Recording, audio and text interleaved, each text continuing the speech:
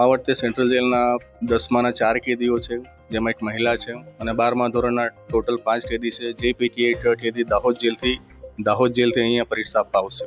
એમની તૈયારીઓ બહુ સારી ચાલી રહી છે અને અમે પણ સંસ્થા દ્વારા એઓને સાહિત્ય ઉપલબ્ધ કરાવ્યા છે પરીક્ષાને લગતા. તેમજ એમને અલાયદી એક લાઇબ્રેરી બી છે, એમાંથી બી એમને પુસ્તકો માટેનું આયોજન કરેલ છે અને અલાયદી વ્યવસ્થા કરી છે કે તેઓ સારા માહોલમાં વાંચી શકે અને શાંતિથી વાંચી શકે અને ખૂબ જ સારી રીતે પરીક્ષા આપી ઉત્તીર્ણ થાય એ રીતે વ્યવસ્થા કરી છે. કેદીઓ મૂળ અત્યારે દાહોદ, પંચમહાલ, છોટાઉદેપુર, આણંદ, ભરૂચ, બરોડા રૂરલ એ અલગ અલગ જગ્યાઓથી અહીં કેદીઓ રાખવામાં આવતા હોય છે.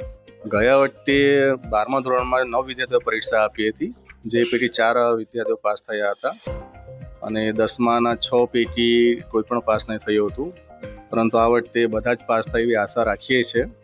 સમાજને જ સંદેશો આપીશ કે આ કેદીઓ માનસિક તાણ વચ્ચે જેલમાં રહી પણ પોતાના કેરિયર વિશે આટલું બધું વિચારતા હોય અને સફળતા પ્રાપ્ત કરવાની મહેનત કરતા હોય. આપણા સમાજના વિદ્યાર્થીઓ પણ ખૂબ જ મહેનત કરવું જોઈએ અને સમાજને તેમજ દેશને ઉપયોગી બને અને મદદરૂપ થાય એવી જ આશા રાખીએ છીએ.